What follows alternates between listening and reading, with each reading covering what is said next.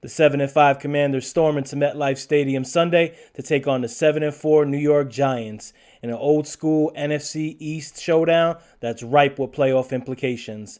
I have matchups, who to watch, injury report, and of course predictions. Stay tuned.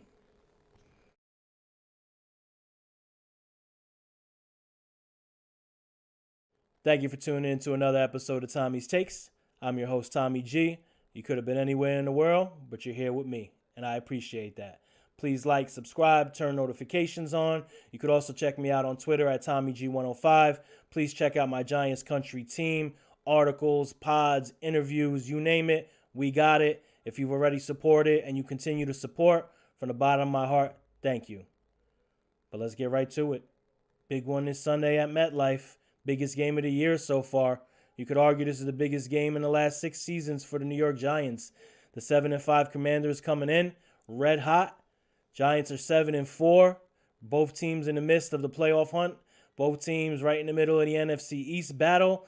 And this gives me really, when I was breaking down the game and putting some stuff together, this really gives me that old school, Lawrence Taylor, Theismann, Riggins, Carl Banks type of feel. Both teams do struggle to score. Both teams are predominantly run teams. Both teams rely on a defensive line. So I think this is going to be an old school type of slugfest.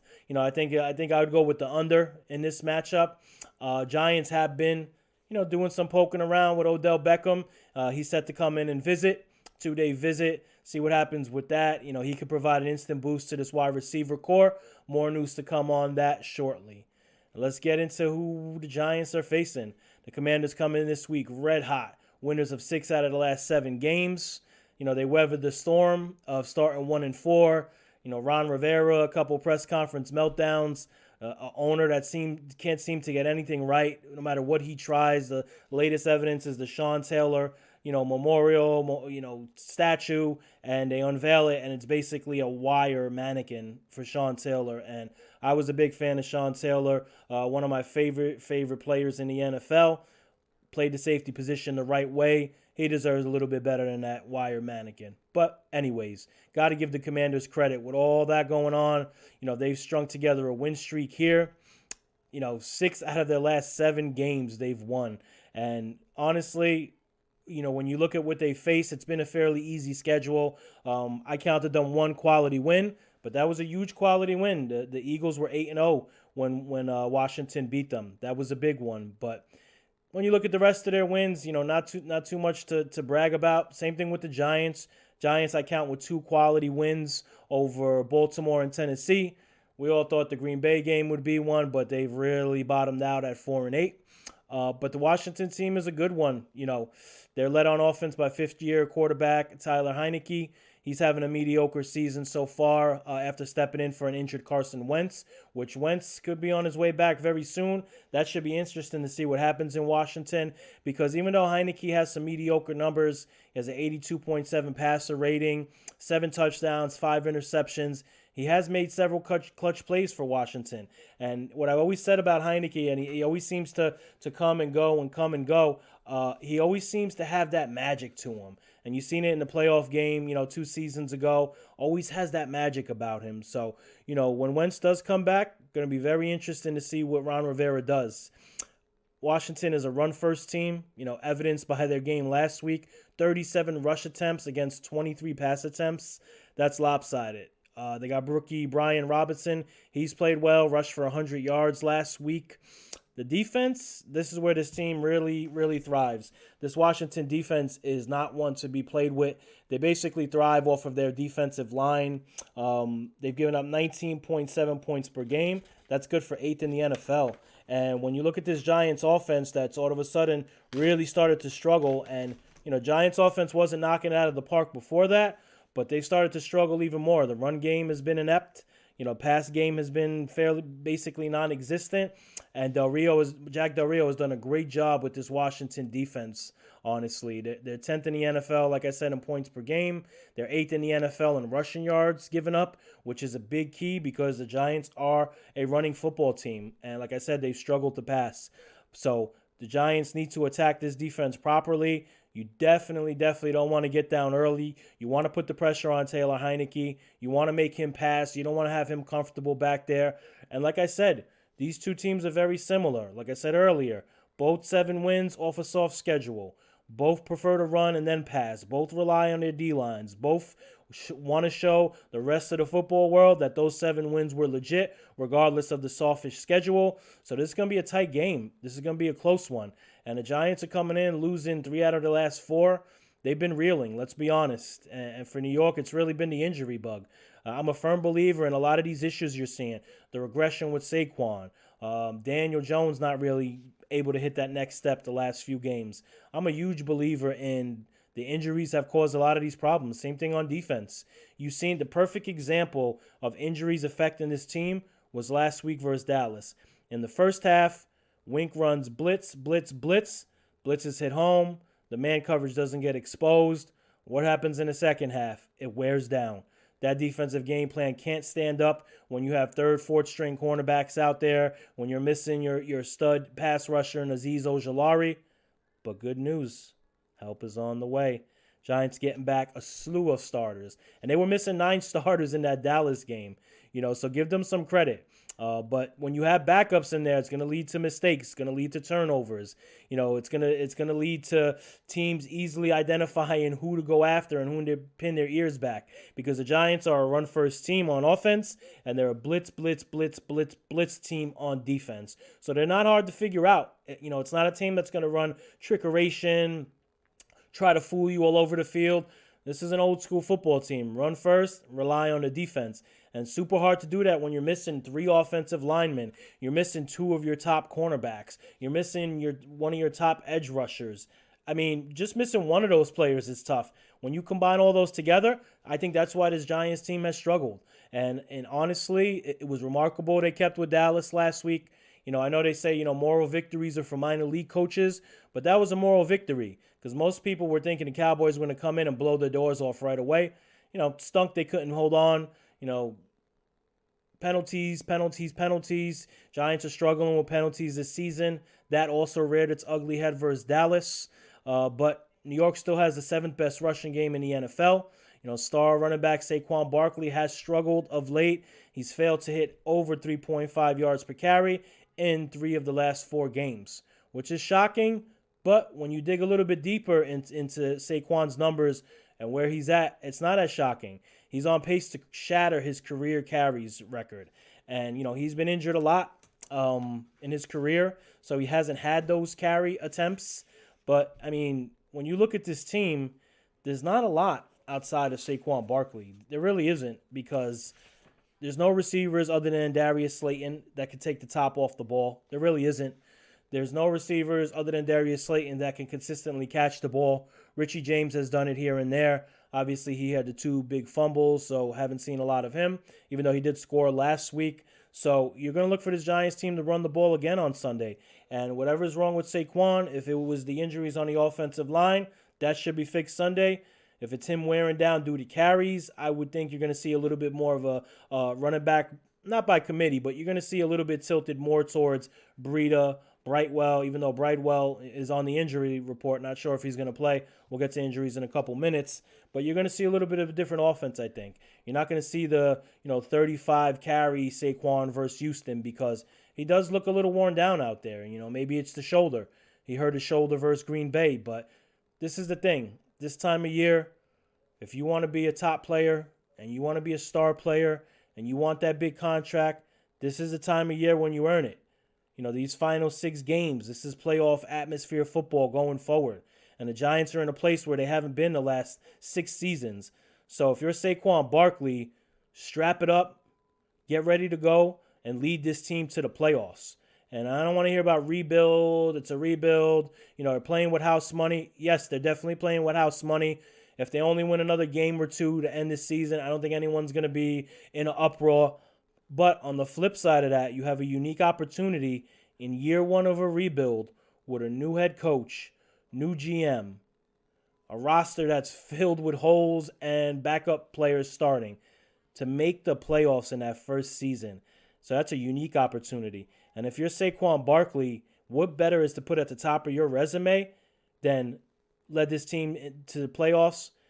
He's going to get 1,000 yards rushing. He's 8 yards away from 1,000 yards rushing. But imagine putting that on top of your resume. Led the New York Giants to the playoffs in year one of a rebuild. And it's been mostly him. Let's be honest. Jones has done what he can. He doesn't have many weapons out there. He has had his struggles also. Let's not deny that. He's missed some receivers. He started to struggle a little bit with his short to mid-range accuracy the last couple games, which is surprising. But this has been the Saquon show. So time to step up, 26, get going.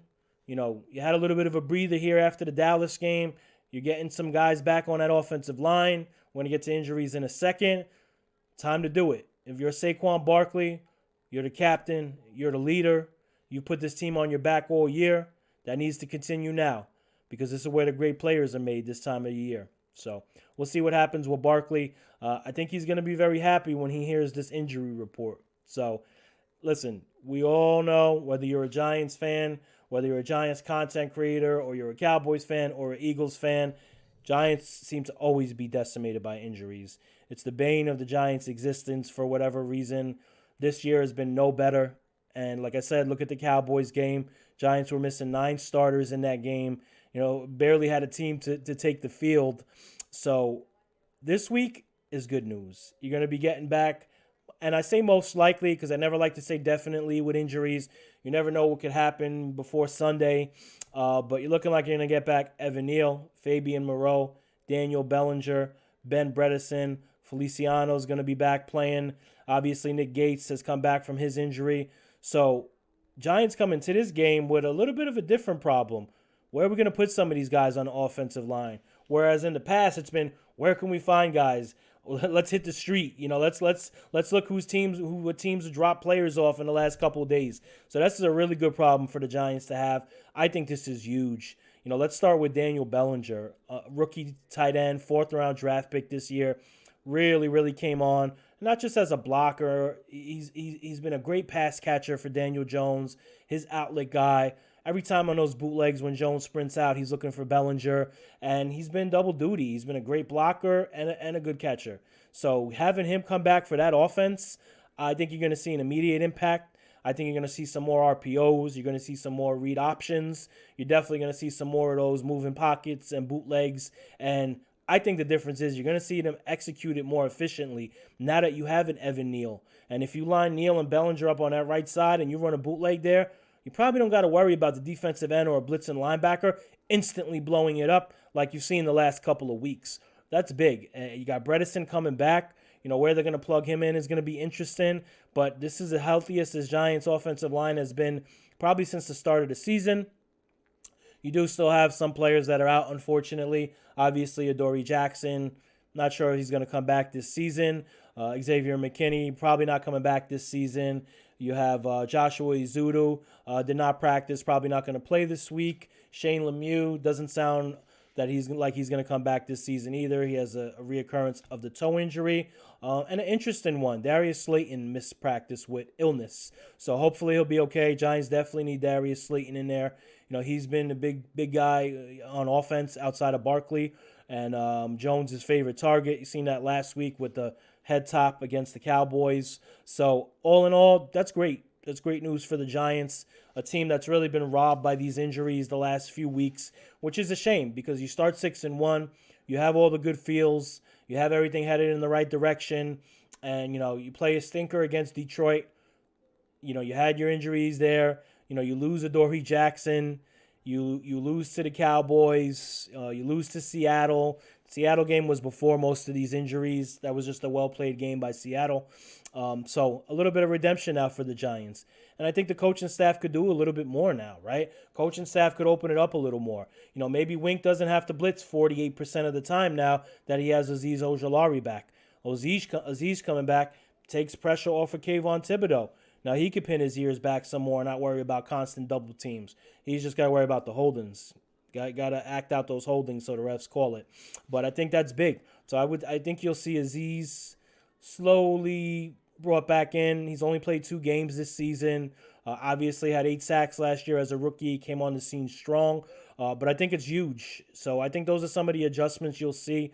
Also, let's stop a little bit of the second down runs. I think that's become really, really predictable for defenses, and it's produced almost no yardage for the Giants. So slow down on the second yard runs. I also think special teams still needs to improve.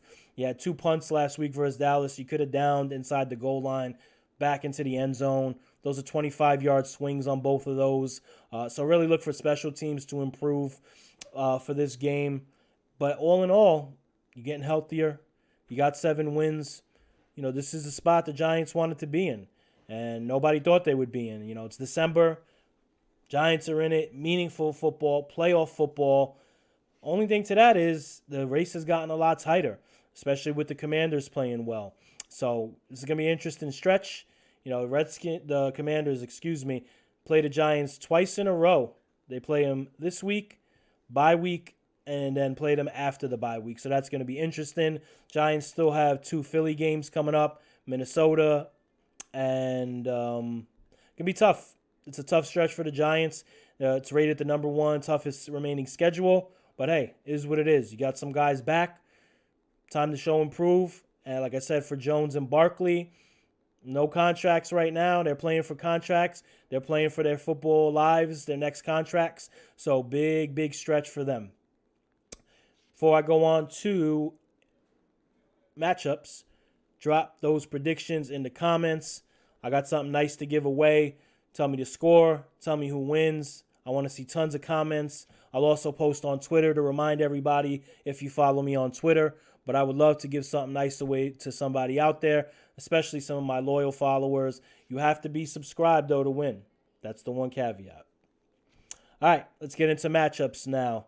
The first match I want to get into is Saquon Barkley and Daniel Jones against the Washington run defense. And there's no question about it. The Giants have shied away from running with Daniel Jones. He only had 3 carries last week versus Dallas. For whatever reason that is, I'm not sure. They haven't been very forthcoming of why he hasn't been running a lot. I do know he's taken off his knee brace now, Jones, that he's been wearing for a few weeks now. Maybe that helps him. Maybe there was something there that the team wasn't telling. But both these guys got to get going on the ground. You don't have a lot of options as far as receivers. The offensive line is still working to have that cohesion to it. So you're going to have some hiccups there. And Daniel Jones hasn't been as consistent as I think we would all like him to be. So it's going to have to probably be on the ground. And Washington has a very, very good pass defense. They have one of the better pass defenses in the league. They also have a good run defense. So that's what's going to make this interesting. Let's see. Washington's run D. They've given up 4.0 yards to running backs and 4.1 yards per carry to quarterbacks. So Washington's run D is solid. The only caveat there is versus Atlanta last week, they struggled. Versus Atlanta, they gave up 29 carries for 157 yards to running backs. And versus Mariota, he had 6 carries for 49 yards. So it can be done. And they're probably not going to get Chase Young back for this game. I know he's close to coming back. Giants have to run the ball effectively this game to win. I don't think this is going to be a passing game for the Giants. Like I said, Bellinger's back, which is awesome. I don't think he's going to make that big of a difference to turn this into a passing attack. Having Neal, Bredesen, and Bellinger back will provide some of that trust for the coaching staff, like I said earlier, to run more RPOs, read options, to maybe do some zone runs, get Saquon on the outside, get Jones on the outside, Breida, Brightwell. This has to be a game where the Giants run for, 4.8 yards per carry. It has to be. That's the only way they're going to win because the Washington pass defense is just as good as the run defense. And that's the next matchup I'm going to get into. The Giants pass and attack versus Washington. And Washington's pass D has given up a 90.8 rating, QB rating. That's good for 15th in the league. And a 60.1 completion percentage. That's good for 4th in the NFL. So this Washington pass defense is no joke. And they're coming on strong. Had a big pick last week to seal the game versus Atlanta on the goal line. Pressure. Let's get into pressure. Washington is 4th in pass rush pressure rate. They have 3 players right now with 6 or more sacks. Sweat is leading them with 7 sacks. And you have to block it up front. And if you want to pass the ball, and we've seen it many times this season with Jones and the Giants, once he gets some pressure, kind of caves in the game plan there, and he starts getting out of the pocket and scrambling and running, and you need to give him some time up there. You really do. Because if you're not blocking, you're not going to be able to develop these schemes. And Kafka came out this week and he said, the schemes have been good. They've been developing, but there's just not enough time to fully develop them to hit them. And what he's essentially saying is we're not getting enough blocking up front, so we're not able to execute some of these great schemes. Typically, great schemes will take a little bit of time. It's going to take more than a 1-second hot read or hot route. So Giants offensive line needs to play well. You're going to get Neal and Bredesen back, which is a huge, huge bump. But you can't have this Commanders defensive line take a hold of this game.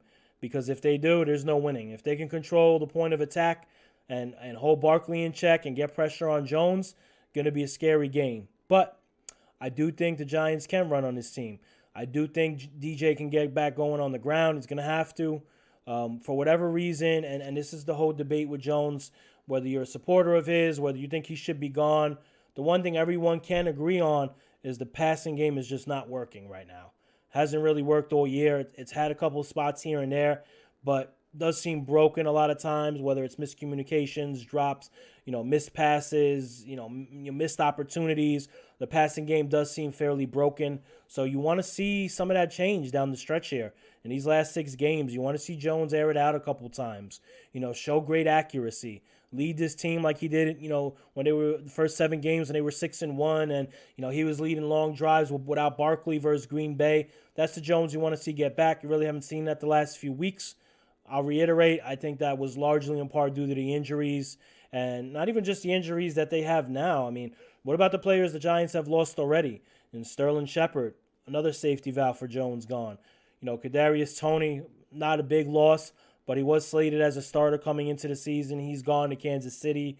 Tons of injuries there. But it's the NFL, and it's no excuses. And it's not for long league if you can't make plays and you can't get your numbers up. And for Jones, this means even more because contract's on the line. There's a lot of talk about, would another team offer him money? Would another team throw him a bag? This is his audition, his final audition. So, but that's a big. Those 2 matchups I think are number 1 to me. Saquon and Jones on the ground versus the Washington run defense, and the Giants passing attack versus Washington overall. But there's several other mini matchups in here.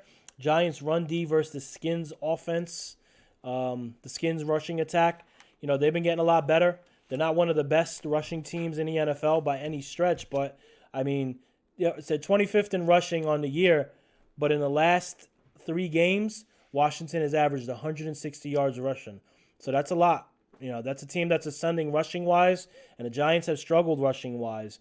Giants are 31st in the NFL in yards per carry on the ground given up. Let that soak in, 31st. Giving up 5.2 yards per carry.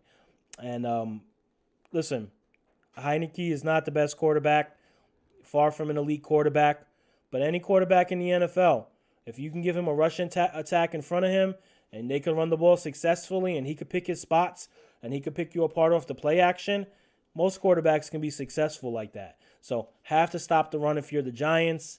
Z's coming back is going to be big, but they have struggled all year with rushing defense, and a lot of that is linebacking. We see Micah McFadden had a very good game last week versus Dallas. I'm going to get to him in a minute. But before we get into players to watch, just to sum it up, if you're the Giants, need to get back to running the ball effectively. You need to start completing some of these 3rd down attempts, struggling on 3rd down pretty much the whole year, but it's really gotten worse.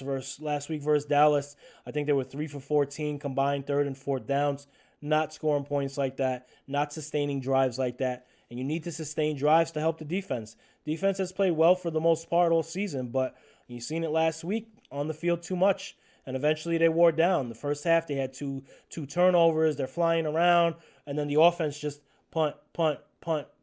And the defense is put in a bad spot. So I look for the Giants to sustain some drives. And on defense, stop the run. Don't let Robinson go off. Don't let Heineke out of the pocket. He could run too. If you could do those 2 things, run the ball effectively and stop the run effectively, I think the Giants have the edge in this football game. I would give the edge probably to coaching. I would also give the edge to quarterback. Defense, I would give the edge to Washington. It is a close matchup, but if Giants do those two things, run, offense, defense, I think they can win this game. Now, we're getting some players to watch. First player to watch is Azeez Ojulari. Played 2 games this season, 8 sacks last year. I think it's going to be huge for Kayvon Thibodeau. I think it's going to give him a lot of help on that side. Azeez is a great pass rusher. Even though he's only played 1 season, so I don't want to say great. Very good pass rusher. So teams are going to keep an eye on him. They know he had 8 sacks as a rookie. So I can keep my eye on Azeez his first game back. And this is an interesting one. Micah McFadden. First few games of the season did not play well. They took him out of there, benched him, came back, still wasn't really there. I think he turned a little bit of a corner versus Dallas. 2 tackles for a loss. He played his gaps downhill, didn't over-pursue, didn't overreact, had some really good pass rush reps as well. So for McFadden, I think that was a very positive game, and the Giants need help at linebacker desperately. This is one of the worst linebacking cores I've ever seen for a Giants team. Just brutal. So if McFadden can continue to step up, that's going to be huge. So Azeez Ojulari, Micah McFadden, those are my 2 players to watch on defense. And on offense, I'm going to go with Darius Slayton again. Is this the redemption game for Slayton against Washington to make up for that huge drop he had? He's been solid all season. Again, last week, the huge catch by the goal line versus Dallas. He's had over 55 yards in 6 of his 8 games played. Not world beater numbers, but for a guy that took a huge pay cut or was going to be cut to start the season, he's really done a remarkable job. And outside of Jones and Saquon and Bellinger, he's been the mainstay for plays for the offense. So I look for Slayton to continue that. And going to get to my prediction. Like I said, I think the Giants could take this one. Very similar match teams. Stop the run the ball effectively, get back to what got you to those 7 wins, get back to that Giants football. I think the Giants take this 21-20. It's going to be another close game, another fourth quarter game. Washington is on fire. You're playing hard. Their quarterback, while not the best quarterback and not the biggest playmaker, makes plays when they're needed, makes plays at the most opportune times. But I think the Giants could get a couple turnovers off him, and I think the Giants get to 8 wins. And if they do, that'll be huge. Thank you for tuning in to another episode of Tommy's Takes. I'm your host, Tommy G. Please make sure you drop those predictions. I want to give something good away. Thank you for everybody for your support. Everybody that supported on Twitter as well, thank you. Show the same love to the Giants country team. That's my team. So predictions, drop them in the comments. Drop some good comments. Love reading the comments and engaging with you guys and gals. And until next time, peace.